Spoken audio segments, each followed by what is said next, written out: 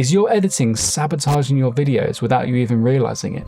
Well, there's a very big chance it is, because I've seen thousands of people on YouTube who are all making the same editing mistakes that are ruining their videos, just like this one that I just made. And to show you what these mistakes are, I'm going to completely re-edit one of my subscribers' videos. I'm going to follow 5 rules that are going to allow me to spot these mistakes and then fix them. So after you watch this video, you'll be able to spot these mistakes in your own videos and you'll know exactly how to fix them. So this is Zane. He has a YouTube channel called Zane Design and he edits all of his own videos. But Zane is not a professional video editor. And although he's done a good job with his editing, it's hard for him to know what mistakes he's making unless someone actually points them out to him. So that's exactly what this video is going to do. So I'm going to load up Zane's timeline that he's kindly given me. And straight away I'm going to make this timeline easier to look at by holding down Shift and then scrolling down on my mouse. And then I'm going to color code the clips to make them easier to work with. So I'm going to make the A-roll blue and any solid colors, backgrounds and images, I'm going to make green. And then the text is going to be orange. All right, so now let's hit play and have a look at this intro. Are you still not seeing the calls that you expect from Google Maps? And especially with Black Friday coming along, you need to get sales sorted. Well, I've helped thousands of businesses get results by just finding some quick tips that really work.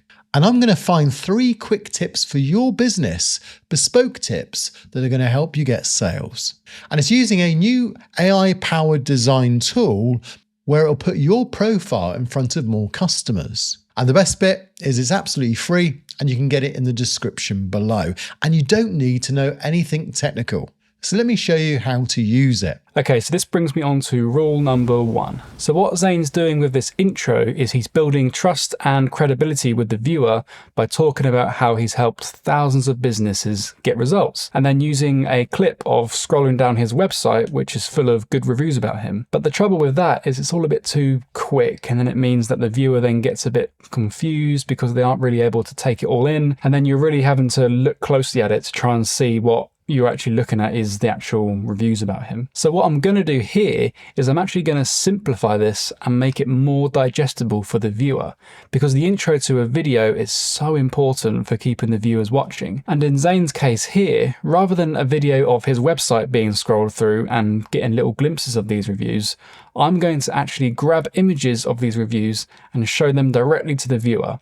So here's what my version looks like. Well, I've helped thousands of businesses get results by just finding some quick tips that really work. And I'm going to find 3 quick tips for your business. This makes it a lot easier for the viewer to look at and gets the message of Zane being credible over to the viewer much better. So to do this specific effect, I used presets from my Essentials preset pack. You can do this effect without presets, but it would just take a lot longer to do and be more fiddly. So I'll just quickly show you how I did it in case you're wondering. So first, I went to Google and screenshotted 5 of the best reviews about Zane and then added them to my timeline here. I wanted to give the images nice curved corners, so I added my animated mask preset. And then I turned on the fusion overlay so I can see the mask, which is shown by this green outline here. And then I hit auto size, so it wraps the mask around the image like this, meaning I can just bring up the corner radius slider to give it those curved corners. With this preset, I've also got the option to give this a colored border like this, but I don't think it needs it, so I just left that off. Next, I wanted the image to look like it's slowly moving away over time,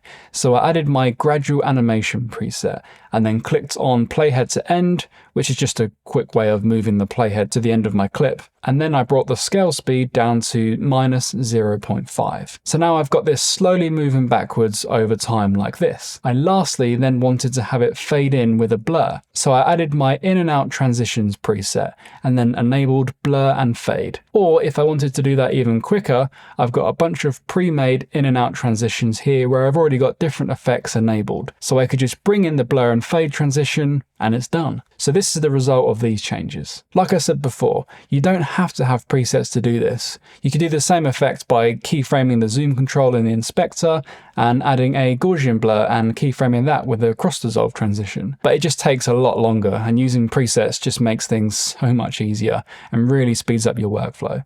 So if you want to check check out my preset pack, there's a link in the description below. So instead of repeating these steps for all 5 of my images, I just copied the effects over from the first one to the other 4. So I selected the first clip and pressed Command C to copy, and then selected the other 4 images and hit Option V, which is Alt V on Windows. This brings up this Paste Attributes box, and I just had to make sure that Fusion Effects was ticked, and then I hit Apply. This then copied over the animated mask and the gradual animation presets. Next, I copied the transition by hitting Command C, and then I activated Trim Edit Mode here, which allowed me to select all of the edges of these clips and hit paste to paste the transition onto the start of each one. The last thing to do was to have the images come on one by one by spacing them out like this, and then have them in different areas of the screen so they're not all covering each other, except for the last one, which I wanted to stay on screen for the longest. So for this one, I picked a small review that's concise and to the point, so the viewer can easily read it quickly. But to make it stand out even more when it comes on screen,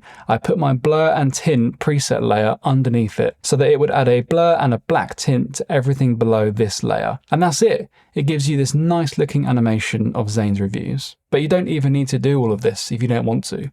You could just have 4 of the reviews pop up on screen and that would also do the job. Both of these options are just easier for the viewer to watch rather than scrolling down a web page. So this is rule number 1. Simplify things for the audience. You don't need to try and cram in too many visuals in one go. Just slowing things down and keeping it simple often works better. So now let's move on to rule number 2. This one is similar to the first rule, but just slightly different. And it's to do with not just simplifying things for the audience, but also aligning what you're saying with what you're showing. So let me give you an example. So this part here is towards the end of the video, and you can see that Zane's got a screen recording playing behind him here whilst he's talking about that specific thing, which is fine. But once he finishes his point and starts talking about something else, he leaves the screen recording running behind him, and the stuff that we're seeing on screen now isn't lining up with what he's actually talking about. So it leaves the viewer feeling a bit confused as to why they're looking at this stuff that's happening behind him, but he's actually talking about something else. So have a watch. Ask questions. You can ask questions yourself and answer them as well. And some well-written posts as well, using some of those keywords would really be useful. So I can see loads of potential here. So if those changes to the business then took place, well, they would notice an immediate change. There'd be more clicks coming in. So with this, I'm wondering if Zane didn't want to just have himself on screen for too long. So maybe he thought it would be better to have something visual happening behind him. But in this situation, it would actually just be better to have him on screen talking to the camera. So I'm actually going to delete that clip and remove the picture-in-picture effect that he has. And actually, I'm going to use some text to emphasize what he's saying here instead. So if I just grab my sidebar preset, I can add some text to it here. So he's talking about things that people would notice changing. So I'm going to put the title, "What Would Change," here, and then use my Easy Lists preset to list these things out as he's saying them. Well, they would notice an immediate change. There'd be more clicks coming in. So here we've got more clicks. They would get a fast turnaround in rankings. And then we've got fast turnaround in rankings. And with Black Friday around the corner, then any business would benefit from extra customer inquiries. And then extra customer inquiries. So I can just place my playhead when I want these lines to come in. So the first one is at the start, so I just hit 1 for the first line. More clicks coming in. And then the second line is here, so I'll make a cut and hit 2. They would get a fast turnaround in rank. And then the third one is here, so I'll make a cut and hit 3. So now they all animate in one by one. And so if we play this back, it's emphasizing these 3 points to the viewer and makes them stick in their head. Whereas before, they were looking at the screen recording and wondering, why am I looking at this? Rather than actually taking in Zane's information. Notice an immediate change. There'd be more clicks coming in. They would get a fast turnaround in rankings. And with Black Friday around the corner, then any business would benefit from extra customer inquiries. And then when Zane starts talking about something else here, I can have the sidebar animate back out again. So I can set it to animate in and out here. So it's going to animate in at the start and then back out again at the end. And I have this set to take 2 seconds to animate out. And then I can animate out the easy list as well, using my in and out transitions. So I can just enable slide, hit play head to end, and just bring this over to the left to tell it to slide out to this position at the end. Then I just set this to 2 seconds, so it's the same as the sidebar, and make sure the animation easing is the same, and then it will animate out with the exact same timing, which is much easier than playing around with position keyframes trying to animate something off screen. So rule number 2 is not to confuse the viewer.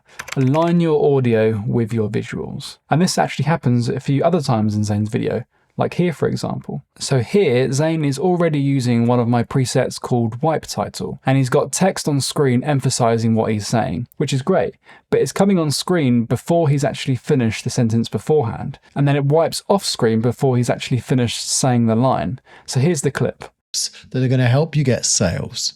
And it's using a new AI-powered design tool. So all I'm going to do is simply drag it over to the right a bit so that it's in line with when he says it. You get sales. And it's using a new AI-powered design tool. But now this introduces a problem where the clip of Zane is changing before the wipe has completed, resulting in this jump cut. Luckily, this is a really easy fix. All I need to do is hold down the Option key, which is Alt on Windows, and then click on this cut point and simply move it over to the right. So this is extending the video of this first clip without affecting the audio. So we just need to have it on screen long enough for the background of the wipe title to be fully on screen. And as long as Zane's mouth is covered before he starts the next sentence, you won't even be able to notice what's happening. Get sales. And it's using a new AI-powered design tool where it'll put... I'm also going to change the text to just say AI-powered design tool, which again is just simplifying things down and making it easier to digest for the viewer. You get sales. And it's using a new AI-powered design tool where it'll put your profile. A good rule of thumb is to always shorten your titles down to less words if you can. Just keep it to the main core message, which in this case is the AI-powered design tool. So that was rule number 2, and now we're moving on to rule number 3. Have a look at these clips and see if you can spot the problem with them. There's a lot you could do very quickly. So try the free tool out. Well, I've helped thousands of businesses get results by just finding some quick tips that really work. And I'm going to find 3 quick tips for your business. Did you spot the problem? This gap here between the end of the sentence and the start of the sentence is too long. And it's not a huge glaring problem, but it can really slow down the pacing of the video. And this is something that I see all of the time on YouTube, where people make a cut too early or too late on a clip, and then you get this really awkward lingering at the end of a sentence. Just like this. It's awkward, isn't it? I know that was obviously exaggerated, and Zane doesn't do it anywhere near as badly as that, but I have seen some people do it that badly before, and it's a really simple fix. Just simply have a look at your waveforms under your clip. You want to make sure that there's not too big of a gap between the end of the clip and the waveforms. So I can trim this by selecting Trim Edit Mode again, and just moving this in. If you do this in Trim Edit Mode, then it will also pull the rest of the timeline over with it. And then I would suggest that anytime your subject is on screen at the start of a new clip, don't have more than 1 or 2 frames before they start speaking. Otherwise it can start creating these awkward little pauses, and by having them speaking straight away when the clip starts just helps to keep the video moving on. That really work. And I'm going to find 3 quick tips for your business. Obviously, this won't apply for every single situation, and definitely shouldn't be taken too far where every cut is too quick. Otherwise, it looks too rushed, like that cut just was. I normally keep a couple of empty frames at the start and the end of clips if the speaker is mid-sentence. But if they're just finishing a sentence, then I'll let the end of that clip breathe a bit longer before moving on to the next clip. But not too long, otherwise it gets awkward. So rule number 3 is to pace your video so that it keeps flowing nicely.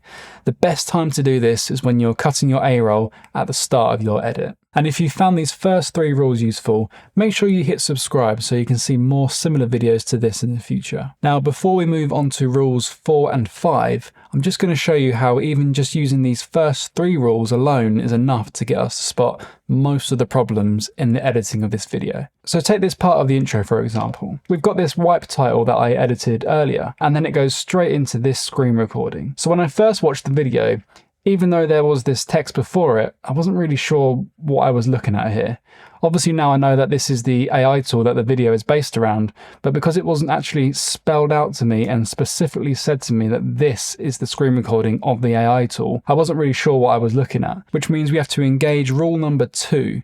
Don't confuse the viewer. So I'm actually going to remove this clip of the AI tool and replace it with a little basic animation to go along with this line that Zane says, where he says, where it'll put your profile in front of more customers. So we can have this little full stop representing one single customer, and then have all of these full stops representing a bunch more customers. And then we could have some text up here in a little box and just call it your profile, and then animate it to go from the left side to the right side when Zane says about putting your profile in front of more customers. The easiest way to animate this would be to use my animate A to B preset. So I'll make a cut at the point where I want the animation to start, and then add animate A to B to this clip, and then set position A here, hit playhead to B, and set position B here. Then it's going to animate from A to B nice and easy. So now it looks like this. Powered design tool where it'll put your profile in front of more customers. So this is telling and showing the viewer directly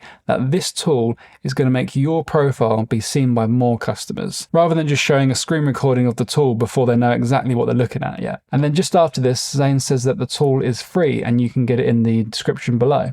So I'll just add some text to emphasize this, and then use my in and out transition to slide it in from the bottom. So a lot of the changes that I'm making to this video are just making things clearer for the viewer to understand. So have a look at this clip here. I'm going to use a company that I've worked with before in the past, and certainly they need some fixes on their profile. So this is Bridal Alteration Studio. Now, once it comes up, you can see there are 4 bits of information you're going to need now. There's a piece of information that is missing for the viewer here, and that is that I feel like there should be a line here that introduces what the viewer is looking at. So again, this is Zane's AI-powered tool, but it's kind of just put in front of us without directly telling us that this is it. I know that Zane teased it by showing us a clip of it earlier in the video, but both times I was left a little bit confused as to what I was looking at. So I've actually rejigged this video a little bit here. I found a line about 20 seconds later in the video, which would actually be perfect to go here instead. So here's that line. So let's then try my Google Maps visibility checker. So we've got it in front of us here. So I'm actually going to move this line from here over to here. So if I hold down Command and Shift and then just drag it over to the left, it's going to move that clip to here and shift everything else in the timeline over so I'm not deleting anything. And then I'm just going to trim off the start of this clip. And now watch this. I'm going to use a company that I've worked with before in the past, and certainly they need some fixes on their profile. So this is Bridal Alteration Studio. So let's then try my Google Maps visibility checker. So we've got it in front of us here. There are 4 bits of information you're going to need now. That's a lot less confusing now, right? The viewer now knows exactly what they're looking at and it all makes sense. So that works now. Moving on to this section here, Zane's pointing out the different pieces of information to grab from Google, but he keeps cutting back to himself too much. Have a watch. So the first thing you need to do is to just make a note of the name of the business that's shown on your profile. The next thing is then make a note of the primary category it's showing. The third thing is to make a note of the number of reviews you currently have. And then finally, you just need to make a note of the town, city, or even the plus code in the town can be ideal. So this brings us back to rule number 1. Keep things simple and don't try to cram too many things in one go. So here I would say it's okay to keep yourself off screen. And then follow rule number 2, which is to align the visuals with your audio. So have a look at how I follow these rules here. So the first thing you need to do is to just make a note of the name of the business that's shown on your profile. The next thing is then make a note of the primary category it's showing. The third thing is to make a note of the number of reviews you currently have. And then finally, you just need to make a note of the town, city, or even the plus code in the town can be ideal for the tool. AI is going to analyze the competition. It's going to look at your category. It's going to look at the area, look at your reviews, and then see what things it's going to recommend. It's a lot easier to watch, and the information sinks into the viewer a lot easier. There's also some other ways to make information on screen easier to take in for the viewer. So say, for example, we've got this bit here where we've got Zane inside of one of my animated masks with the border, and then he's talking about these 3 bespoke tips that AI has generated. And just to make them stick out even more, I've added my blur and tint preset, enabled a mask, lined up the mask around those 3 tips, and then enabled pop out, which is going to allow me to pop it out of the screen, which gives us this effect. And as you can see, it's really useful for highlighting information on a busy screen. Another way to make information easier for the viewer to digest is just to reduce the amount of stuff you have on screen.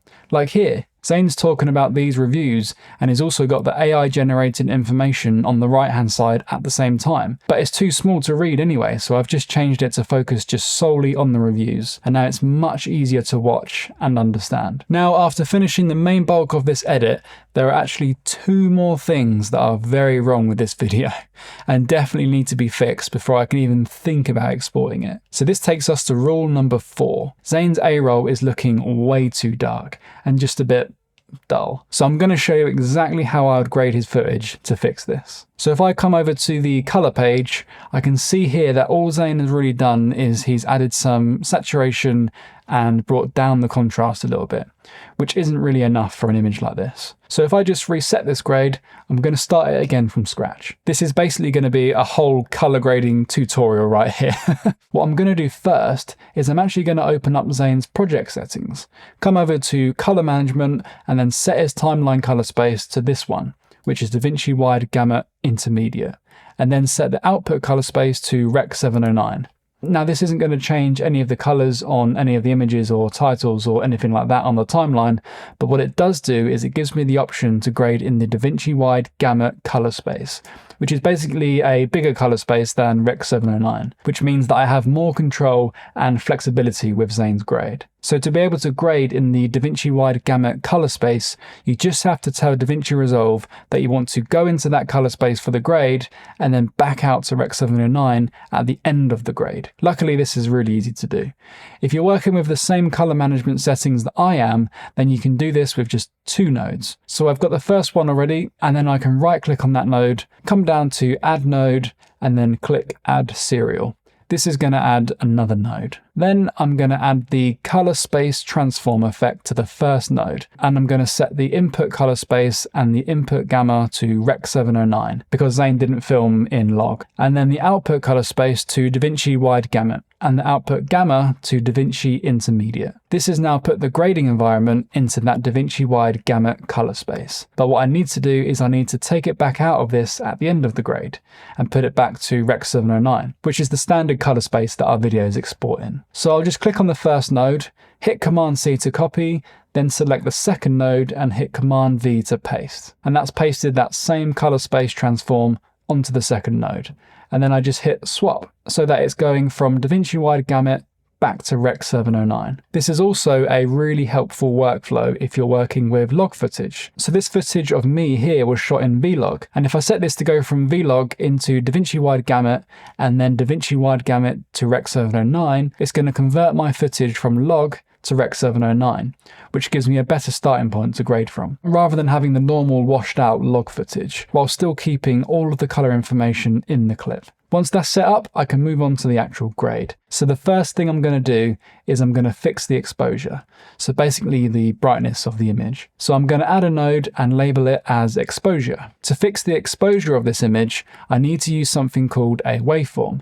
To bring this up, I just need to turn on the scopes with this button and then open up this drop-down menu and select waveform. This waveform is effectively showing the brightness levels of different parts of the image, with 0 being black and then 1023 being white. So if I turn on the qualifier tool and hover my mouse over the wall behind Zane, you can see a little circle is indicating that the wall behind Zane is around 250, which is quite dark.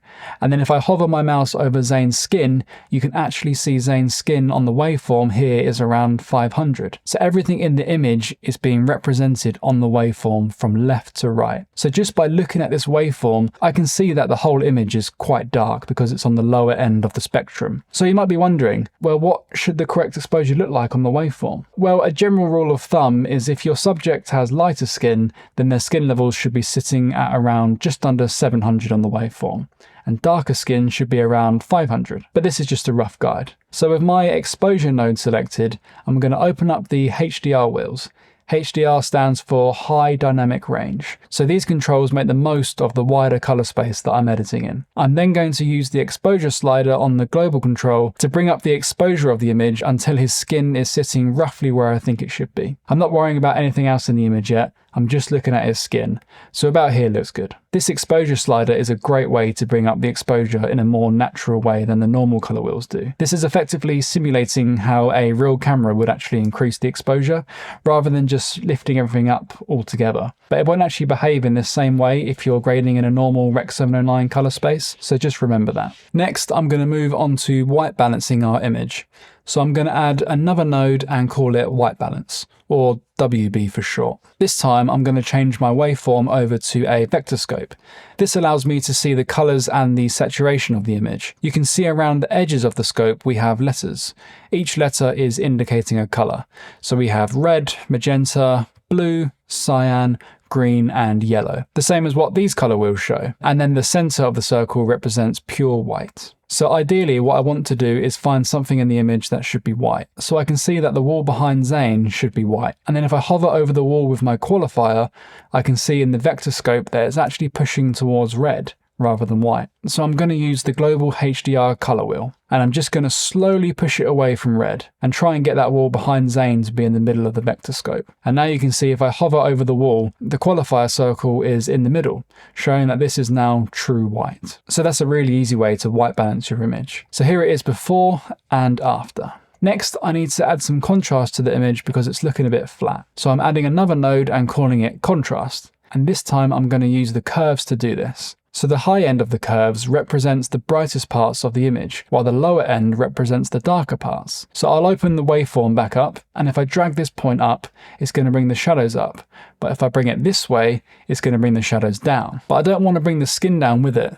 So before I touch the curve, I'm going to use the qualifier and click on the skin, which adds a marker to the curve, indicating that this is where the skin level is on the curve. Now, if I drag the darker areas down, it's not going to affect the skin as much. And now you can see that if I toggle this node on and off, it's added a nice bit of contrast. Next, I want to have a look at the saturation. So for this, I'm going to use the color slice tool. So on the vector scope, you'll see there's a thin line here. This is the skin tone indicator. You basically want the skin to fall on this line. So at the moment, I can see that the skin is just pushing slightly too far to the reds. So I'm going to come over to the skin controls on the color slice and click and hold on this button here. This is highlighting the parts of the image that are going to be affected by this control. If I let go of my left click and then hit Shift H, it's going to activate the same highlight tool, meaning I can then use this center control to shift the selection to see if I can grab even more of the skin color. And then if I move this red center over to the left as well and come back to the skin highlighter, I've now got even more of the skin selected, as it was slightly red at the start. Now I can use the hue control to push the skin away from the red and more towards the skin line on the vector scope, whilst being careful not to push it too far towards yellow. I can then use this control to push the saturation ever so slightly, but being careful because if any colors reach the boxes on the vector scope, then they're probably too saturated. I can also use this control to make his skin lighter or darker, but about here is fine. So this is without the saturation correction, and this is with. Next, I want to do a very subtle version of something called split toning. Split toning is where you have two opposite colors between the shadows and the highlights of an image to give a color contrast that makes the subject pop. Probably the most popular version of this is called the orange and teal look, where the background is dark with a teal undertone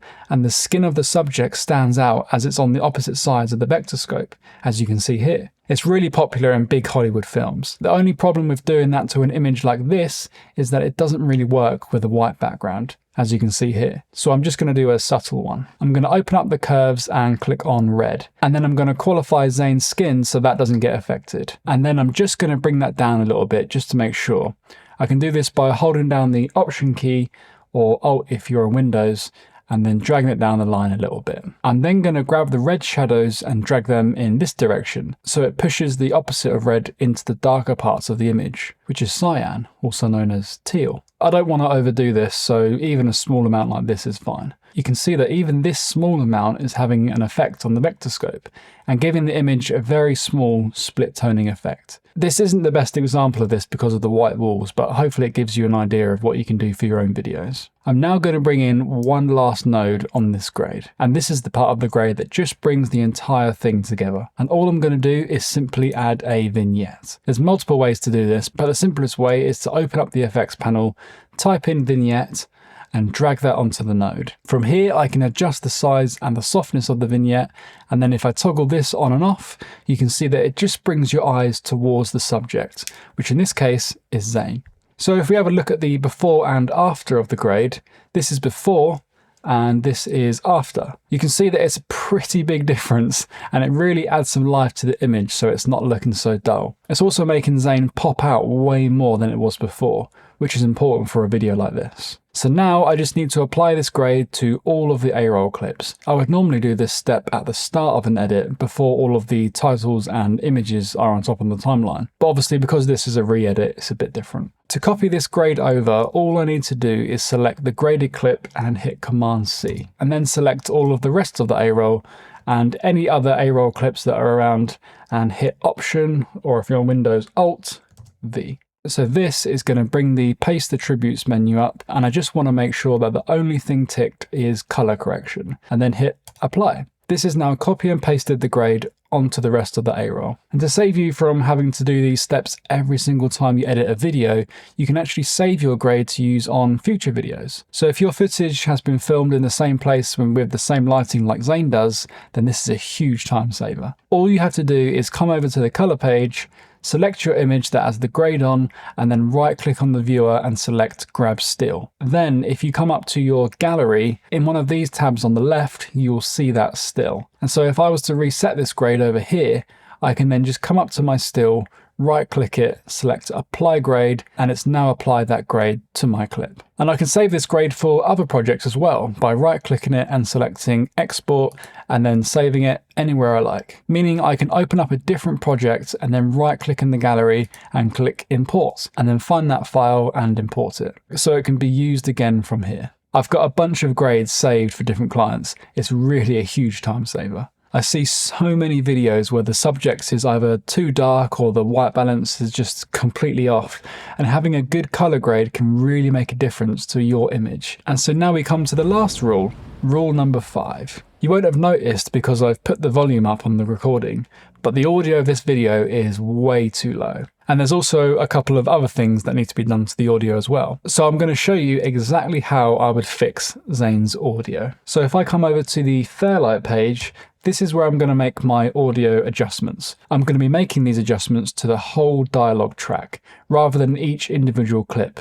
It's much easier and faster to do it this way, rather than changing the volume on one clip and then copy and pasting it to all the other clips and then having to go back and make changes to all of them. So to work out how loud the audio needs to be, I'm going to be using these controls up here. These are called loudness and control room. And before I do anything, I need to make a couple of adjustments to this. So I need to firstly change this from the default setting of BS1770 to YouTube. And now you can see it says YouTube, and then in brackets it says LUFS. So without trying to go too deep into it, LUFS are basically a measurement of how loud the whole of your video is. So for YouTube, the target loudness is -14 LUFS, as you can see indicated here. If I was to change this to Netflix, you can see this has a target of -27 LUFS, which makes sense to me because whenever I'm watching YouTube and Netflix on my TV, YouTube is always a lot louder. And if you go on YouTube itself, you can actually right click on a video and select Stats for Nerds. And there's a stat for volume here. The goal of this is to be as close to 0 as possible. This will equal the -14 LUFS. So you've probably had it where you've been watching a video and it's been really quiet, and then you watch someone else's video and it's really loud.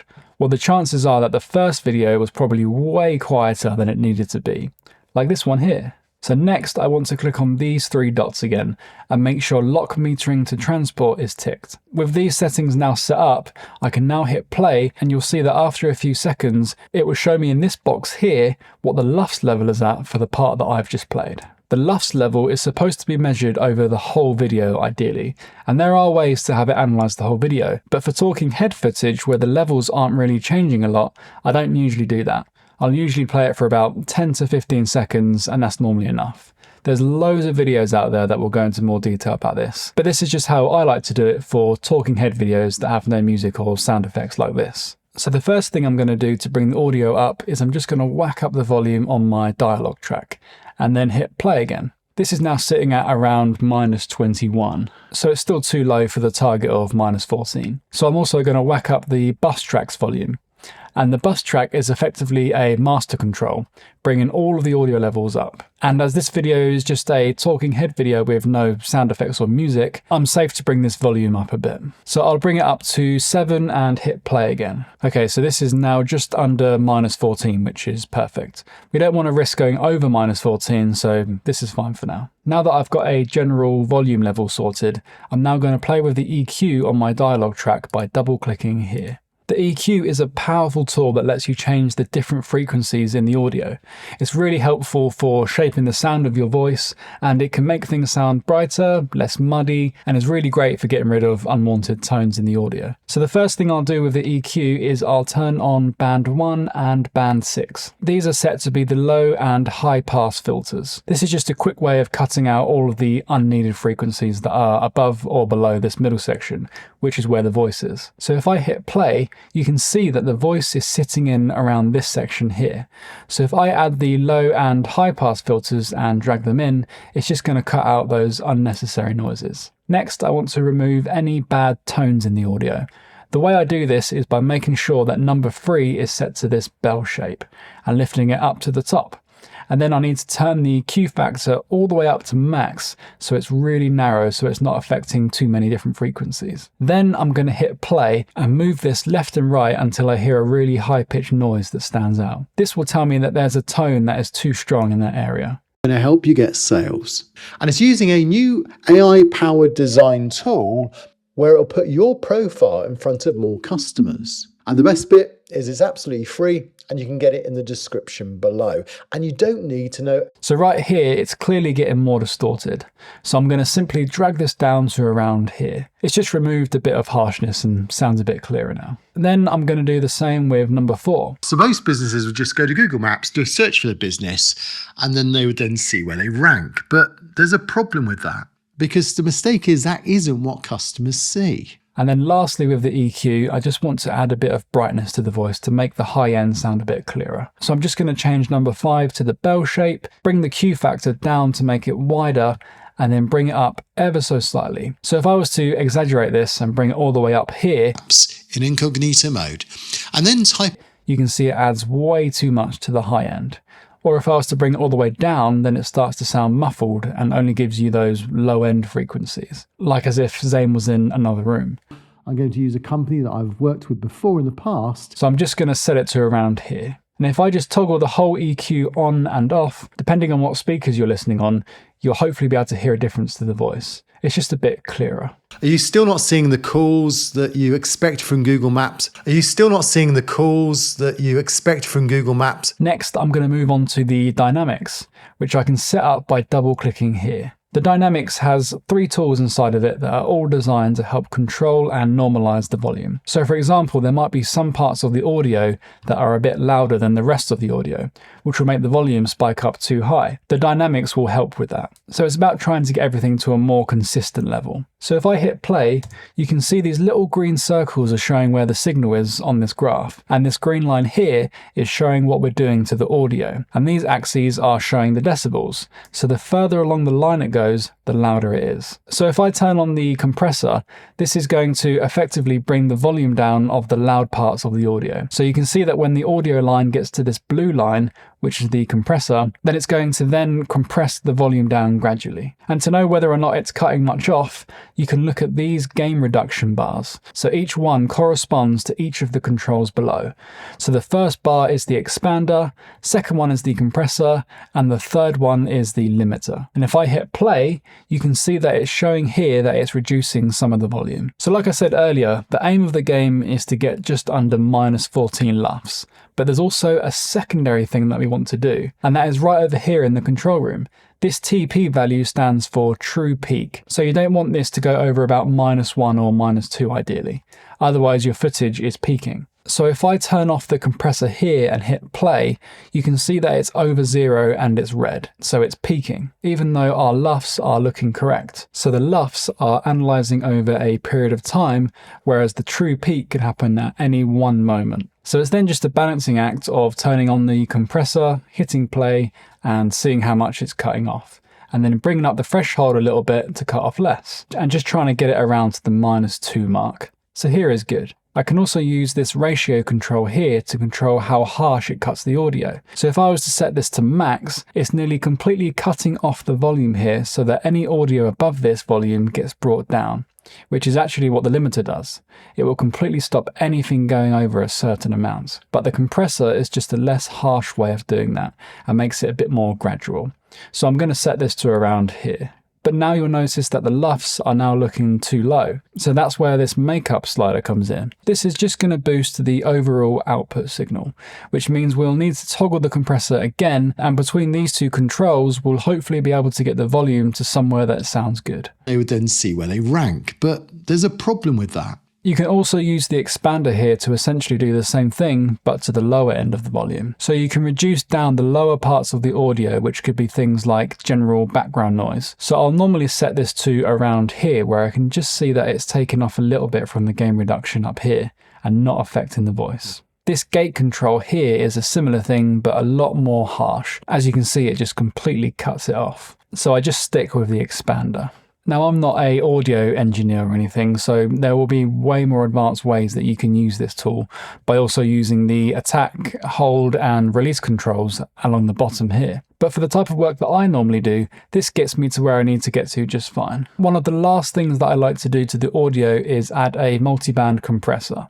This can be found underneath Effects, Dynamic, Fairlight Effects, and then just click on multiband compressor. The multiband compressor is similar to the compressor in the dynamics, but you can basically adjust the different audio levels for the different frequencies, while also applying some compression to it at the same time. So earlier on with the EQ, I removed some of the harsh frequencies, but now I want to boost that area back up, but without the harshness that we previously removed, obviously. So for example, you can see that it's split into these 4 different bands. If I hit play, you can see that it's showing me where the voice is sitting. And when these bands move up and down, it means that they're either bringing down the voice or bringing it up. It's visually showing these bands working. So the area that I like to use this for is around the band 2 area. For Zane's voice, this is where the real body of his voice is sitting. So what I'm going to do is I'm going to hit this S button here to solo the frequencies that I'm going to be affecting. Now if I play this back, that's all I'll be able to hear. So I can adjust these controls left and right to find the area that I'm after. In front of more customers. And the best bit is it's absolutely free, and you can get it in the description below. And you don't need to know anything technical. So let me show you how to use it. So imagine you run a bridal studio. Around here is good for Zane's voice. So I'm just going to boost this up around 2 or 3 decibels, just to make the body of his voice sound stronger. Benefits. Okay, so let's look at this then. And that's all I'll normally do with the multiband compressor. You can go deeper with it and have a look at the low and high ends of it as well to remove more unwanted noises. But for this situation, I think it's sounding good. And this is all that I would actually do to Zane's voice here. If I was editing someone else's, like Ed here, then I would need to do a couple of extra steps. So with Ed, he has a bit of echo in his audio and also a light hiss in the background because his mic's broken. So I add a third-party plugin to remove the echo, which is called Clarity VX De-Reverb Mono, which is normally set to around 50. A channel blow up overnight and thought, what are they doing that I'm not? Well, when this happens, it's often for the same reason. So today I'm going to show you what that reason is. I'm going to show you how I've used this strategy with businesses to help them go. And then I use the AI voice isolation to remove the hiss in the background, which is normally set to around 40 or 50. I did a whole section on the AI voice isolation tool in my AI video. It's an amazing tool for getting rid of background noise. It's pretty unbelievable how good it is. And if you don't push the strength of it too hard, then it won't impact the voice negatively either, so I would highly recommend it. So with Ed's audio, you can see a real difference in the before and after. Have you ever seen a channel blow up overnight and thought, what are they doing that I'm not? Well, when this happens, it's often for the same reason. Have you ever seen a channel blow up overnight and thought, what are they doing that I'm not? Well, when this happens, it's often for the same reason. Zane's voice actually sounds really good with his microphone, so the difference isn't as huge with his, but it's still enough of a difference. So this is the before. Are you still not seeing the calls that you expect from Google Maps? And after. Are you still not seeing the calls that you expect from Google Maps? You can actually also save your audio track settings as well, so that you don't have to set these settings up every time. This works really well if your subject is always filming in the same place and with the same microphone. So once you have all of your settings finished, you come up to Fairlight and then Presets Library. And then if you come down to Global Track Presets, you just select the track with the settings on that you want to save, which in this case is the track that I named Dialogue, and then hit Save New, and then Create New. This will save it here, meaning you can add these settings whenever you need. If you're in a new project, you can just come up to the presets library, come to Global Track Presets, select your preset and the track you want to apply it to, and then just hit Apply, and it's done. So rule number 5 is to make sure your audio is sounding good. It doesn't take too long, but it does make a big difference to the viewer, as a lot of people struggle to watch videos with bad audio. And after following these 5 steps, that's Zane's video complete. There's a link in the description to Zane's video on his channel, and also a link to my fully edited version of Zane's video as well, so you can see the before and after. And if you want me to do a video talking about how I'd fix the editing in one of your videos, I've left a form that you can fill out in the description below. I actually think this could be a really helpful video style for people, so let me know if this has been helpful for you. And if you want to know more about the presets that I use to fix Zane's editing, then check out this video which tells you everything you need to know about my preset pack and how it can speed up your editing like crazy.